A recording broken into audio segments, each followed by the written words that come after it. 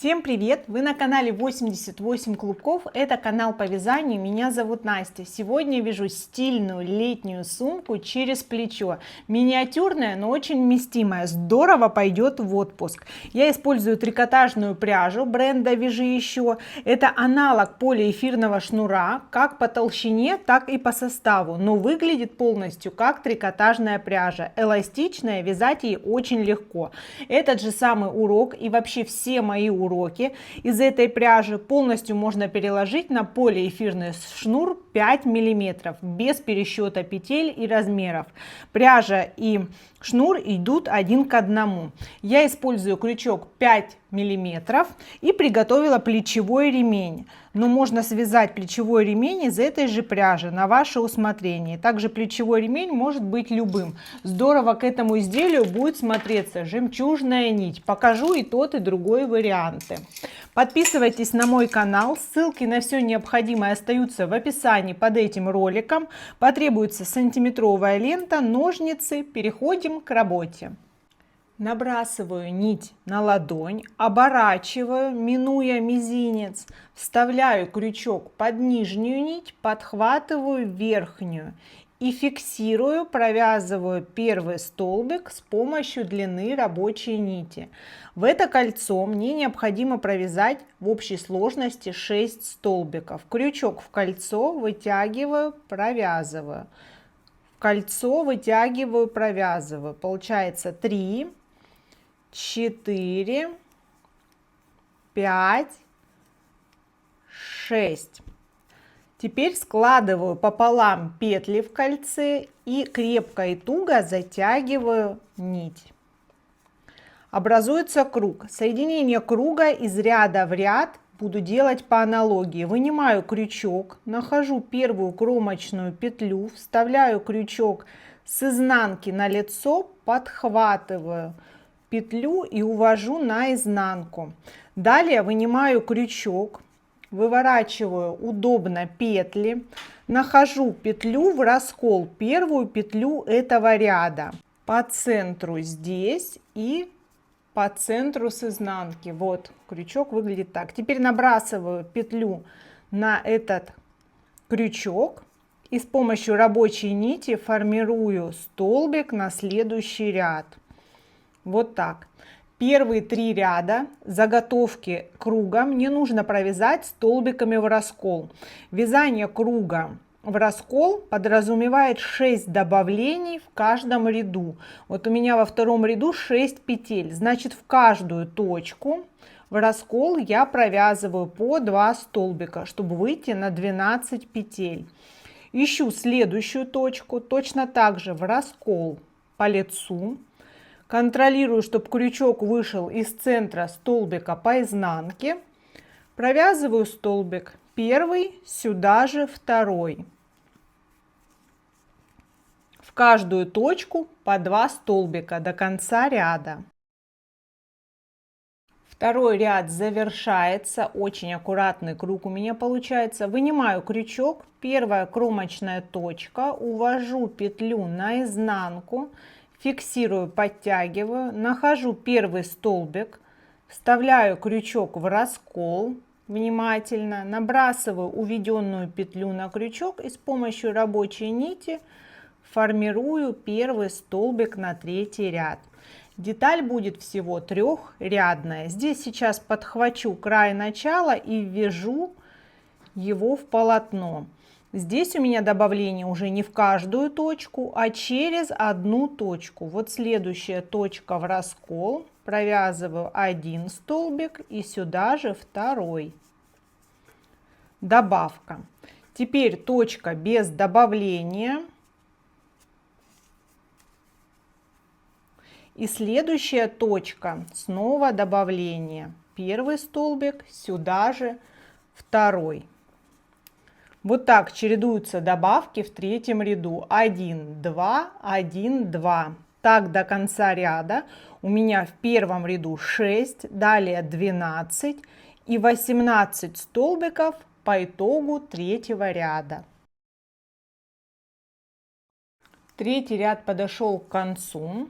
Проверяю себя. 1, 2, 3, 4, 5, 6, 7, 8, 9, 10, 11, 12, 13, 14, 15, 16, 17, 18 столбиков. Укорачиваю с небольшим запасом нить. Вытягиваю последнюю петлю полностью и делаю соединение. Точно такую же деталь мне нужно связать, но в конце я не прерываю нить, а продолжу ей работу. Здесь можно увести нить внутрь полотна, закрепить или подшить на ваше усмотрение. Вяжу точно такой же круг.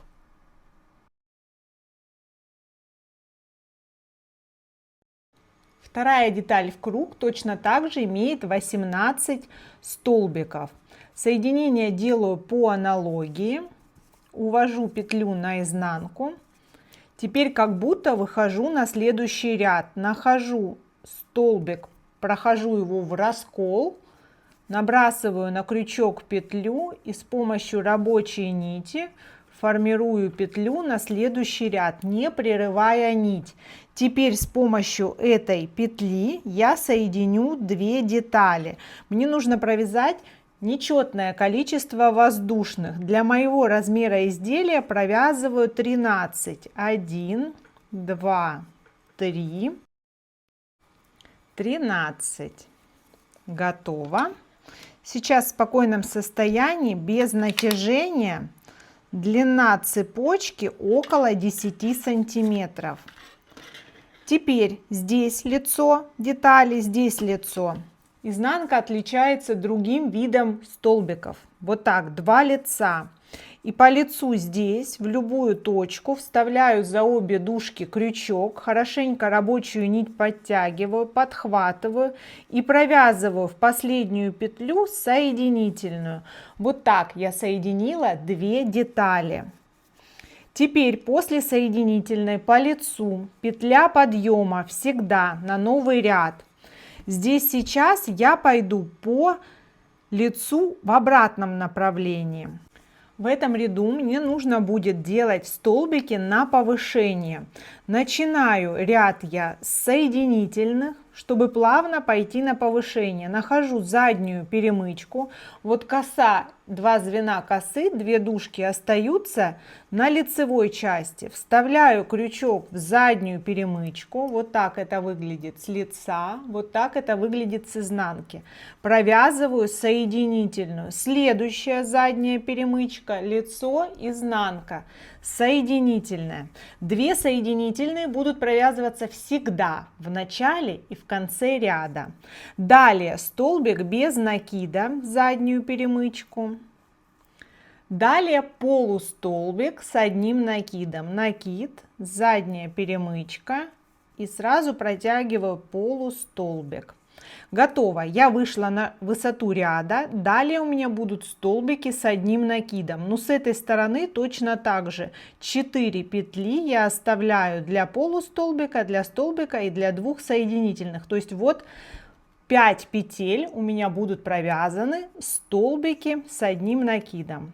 Первый столбик, 2 петли, далее еще 2 петли. Накид, второй столбик, 2 петли, еще 2. Третий, это центр. У меня 13 петель, центральная 13. И еще 4 и 5 столбик с одним накидом.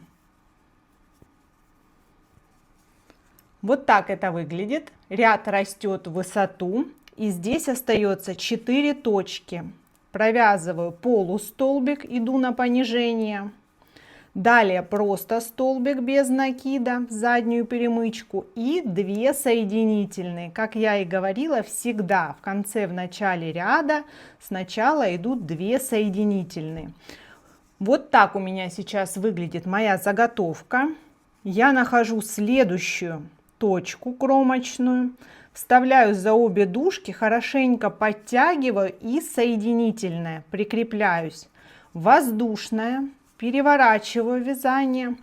Здесь сейчас обратный ряд, он будет всегда столбиками без накида. И я по обратному ряду всегда буду делать добавление в центре, в визуальном центре. Добавляться будет по одной петли. Поэтому количество, четность, нечетность петель будет меняться. Я просто нахожу визуальный центр. Вот сейчас визуальный центр здесь. Здесь буду делать добавление. Далее буду смотреть по ситуации. Итак, сейчас в заднюю полупетлю. Это соединение подъемное. Вот соединительное. Следующая, третья точка от крючка. Задняя полупетля. Соединительная. Еще одна. Все, и перехожу на столбики без накида. 1, 2, 3, 4. Вот следующая точка, это визуальный центр. В эту точку провязываю добавку 2 столбика без накида. Добавка это 2 столбика в одну точку. Далее снова получается 1, 2, 3, 4. И снова 2 соединительные в заднюю полупетлю. 1, 2. Здесь внимательно, я оказываюсь на изнанке, но присоединяться к кругу мне нужно по лицу. Увожу рабочую нить на изнанку, нахожу точку, в которую я буду присоединяться за обе дужки, подтягиваю, подхватываю и соединительная. Готово. Каждый раз петля подъема. Переворачиваю вязание. Вот такое ребрышко у меня вывязалось. Очень аккуратно и красиво. Теперь у меня ряды будут чередоваться. Сначала, как первый ряд, столбиками с одним накидом. На рост идут столбики. Обратный просто столбиками без накида, но с добавлением в визуальном центре. Итак, это подъемное, это соединение. Вот в следующую, в третью точку всегда от крючка 2 соединительные подряд. Первая, вторая. Накид, полустолбик с одним накидом вместе. И я вышла на высоту ряда столбиков с одним накидом. Здесь получается 1, 2, 3. Если в этом ряду у меня было 5 таких столбиков, то за счет добавления в этом ряду их уже 6. Можно просчитывать столбики, а можно ориентироваться просто каждый раз в этом ряду, не довязывать 4 точки. 1, 2, 3, 4. Вот здесь у меня последний столбик с одним накидом. Дальше иду на понижение. Полустолбик с одним накидом, столбик без накида. И вот они, 2 последние точки. Тут всегда вот нужно проверять, чтобы она не сложилась. Это просто соединительные. 1, 2. Здесь соединяюсь всегда в лицевую часть. За обе дужки следующие подтягиваю соединительная и петля подъема. Переворачиваю вязание.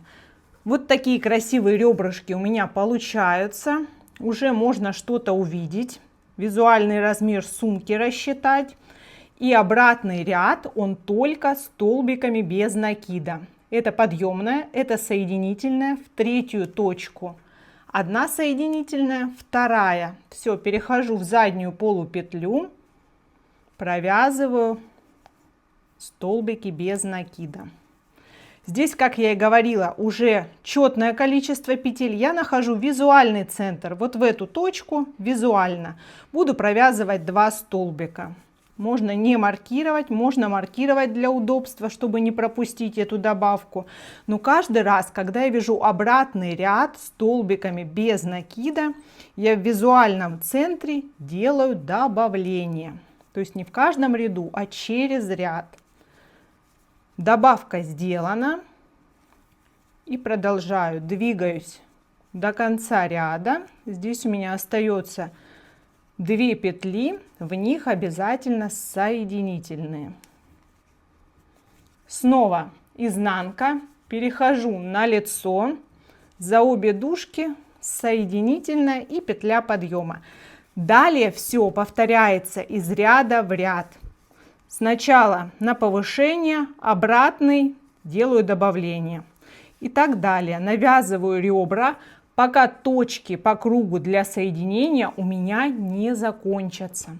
Будет расти моя раковина и приобретать очень красивый рельеф мое изделие.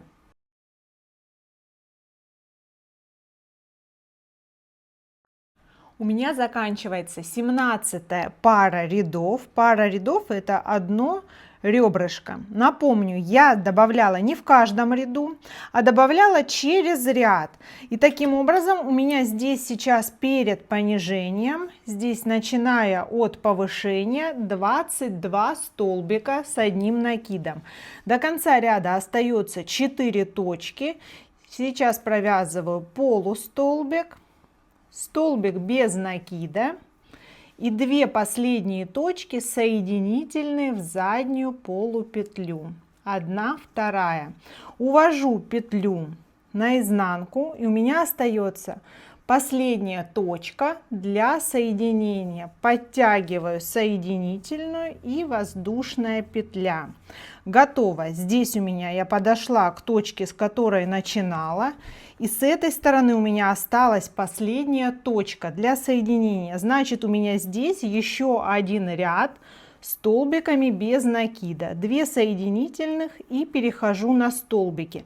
Но в этом последнем ряду добавку я уже не делаю. Провязываю столько петель, сколько у меня заложено кромочных. И снова остается 2 точки соединительные в заднюю полупетлю. И вот она, последняя кромочная точка с другой стороны. Протягиваю соединительную и фиксирую ее воздушной. Все, по сути, общий размер изделия у меня закончен. Теперь мне нужно сделать красивую угловатую обвязку, чтобы края были одинаковые. Здесь сейчас провязана воздушная, следующая точка. Вставляю крючок, протягиваю соединительную, провязываю воздушную. Вот такая вот обвязка. Далее нахожу кромочную точку, вставляю крючок, соединительная, воздушная. Следующая точка, соединительная, воздушная. И так далее. В каждую точку протягиваю соединительную, дальше провязываю воздушную. Получается красивые ребрышки по краю. И таким образом край будет одинаковый. Я пройдусь в каждую точку здесь, перейду здесь, и круг замкнется в точке начала этой обвязки. У меня остаются буквально последние точки. Здесь соединительная, воздушная, соединительная, воздушная, соединительная, воздушная. Укорачиваю нить с небольшим запасом, вытягиваю ее, нахожу следующую кромочную точку, за обе дужки увожу нить туда. И возвращаю в исходную точку наизнанку, где можно спрятать и подшить. На данном этапе прячу под столбики предыдущих рядов.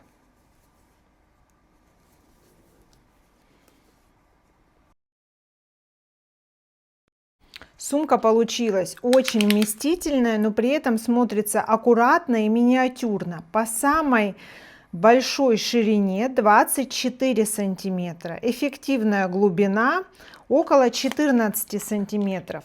Накрепляю ремень здесь на крайнюю точку по большому краю ракушки.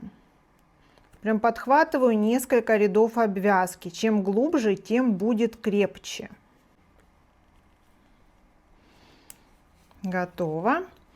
Здесь по центру тяжести. Вот где-то в этой точке. 1, 2, 3 на 4-е ребро.